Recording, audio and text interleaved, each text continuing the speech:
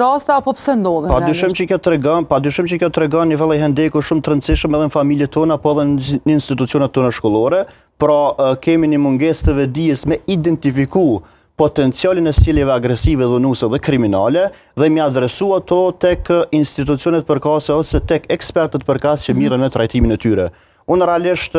shumë shpesh në zyrën time takoj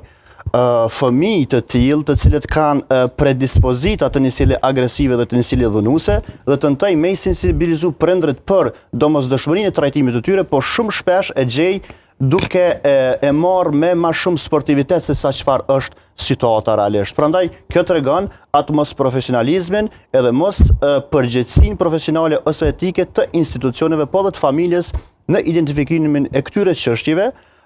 dhe në adresimin me kohë të tyre realisht. Prandaj, po, shkolla, institucionet,